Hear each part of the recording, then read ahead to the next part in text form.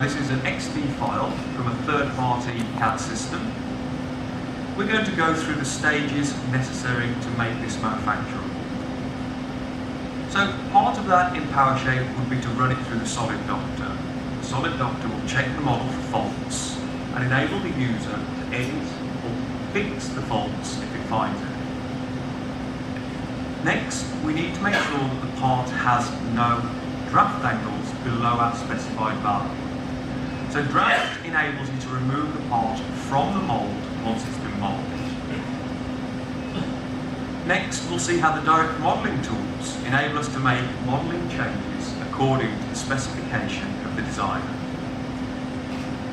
We'll see how the core and cavity wizard quickly and easily split the part into its core and cavity halves so that we can make the mould. Using PowerSHAPE surfacing tools, we can close any open regions and create any shutout surfaces that we need. We can also generate the split surfaces for the part before going on to generate the die blocks. So I'm going to go into PowerSHAPE now and start looking at some of these tools. So first of all, we can just have a look at the model, rotate it around, and we'll use PowerSHAPE's undercut shading to identify any areas of the model that have a draft angle below our specified value. So we can see the surfaces of these groups are shaded red, highlighting that they don't have appropriate draft. So what I'm going to do is first of all position a work plane at the top of this rib using the intelligent cursor. I'm then going to select all of the surfaces that I want to edit. So I can come over and do both ribs at the same time. We can then go into the powerful drafting tool in PowerSHAPE and draft these surfaces relevant to the work plane that we just created. And we'll see a ghosted blue outline of what the updated model will look like. I'm just going to bring that angle down, as 5 degrees is a bit excessive. So we'll go for 1 degree and we'll apply that change to the model. We'll see the model updates. We can then deselect those surfaces and check using draft angle shading again and see that we have drafted them appropriately. So next I'm going to roll the model over, and to work on the underside of the model I'm going to create another work plane. And I can again use the draft angle shading to analyse undercuts on this part of the model. So I can see these two large faces are both undercuts. So I'm going to look at modifying those, and I can select both of those faces. I can then apply draft again, but this time relevant to the small face at the bottom edge. So we see the blue outline of what the model will look like.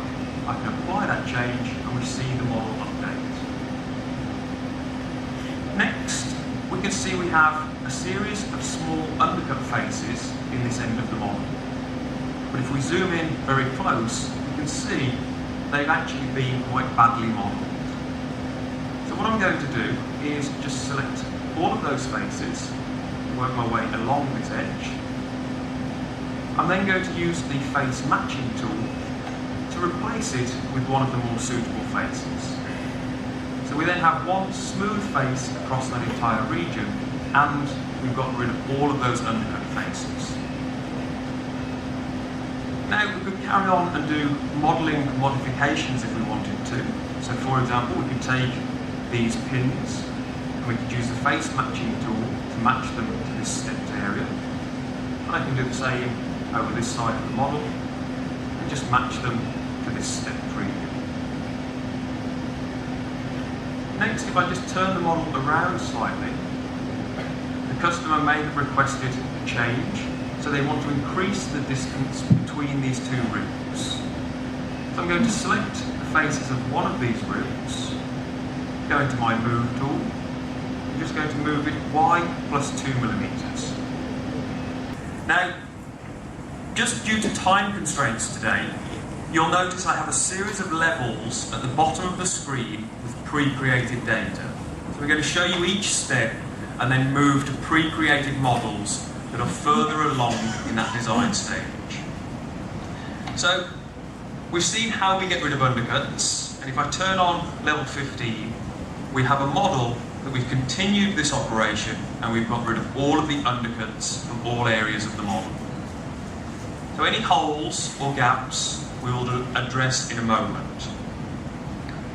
What we can do when we have freed the model of undercuts is we can use the powerful splitting wizard to split the model into core and cavity. So you'll see how this divides the model up into core and cavity. We can open and close the model and see the core and cavity halves. So I'm just going to finish that, and that will actually split the model into two halves. So you'll see we have the core created. So this is a 0 thickness solid, and we have the cavity created. You can put those two back together and see the full model. So you would work on one half of the model at a time to go on and generate the die blocks. And the first thing you would want to do is close any open regions with shutout faces. So here we could use PowerSHAPE's wireframe tools and the intelligent cursor to snap to key points in the model and sketch wireframe. We could then use that wireframe to generate shutout surfaces to fill those regions. You can see we've done the same at the other end of the model, but we also have access to the powerful surfacing tools inside PowerSHAPE. So I could take any face of the solid, take a copy of that face, and edit it as a surface model. So I'm going to go into the powerful trim region editing, where we can access all of the trimming boundaries of that surface and then reverse them. I could then take that surface and convert it back into a solid before redisplaying the main model and sewing all of those pieces back into the main solid. So we've sewn them all in and we have one complete solid. You would obviously continue to do this around any other open regions. Once you had done that, you could start to look at creating the split surfaces. So here I've created a split surface at this end. I could add to that. So I'm just going to delete that wireframe and then place a planar surface in this central region. I can extend that surface to the size that I want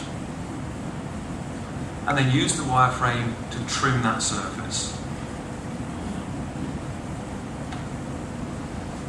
If we redisplay the core, you can see that we have built enough of the model now to bring in a die block, so we bring in a block of solid material, and then remove the core and the surfaces from that solid block.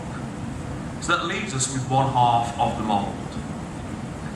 So we would continue to do exactly the same operation for the cavity half. So we have the cavity here. So we have the cavity and the core moulds, and we've built those from the original model. So we have our two die blocks, and we could then progress to add any sliders or anything else we needed for manufacturing this as a mould. So just to summarise, we saw how we took somebody else's model, so a third-party CAD model, using the direct modelling tools. We assessed the model for undercuts, added draft, we made modelling modifications and updated the model. We then used PowerSHAPE's surfacing tools to close any open regions, generate the necessary split surfaces, and then create the core and cavity die blocks. So thank you. If you want any more information, you can find it at www.powershape.com.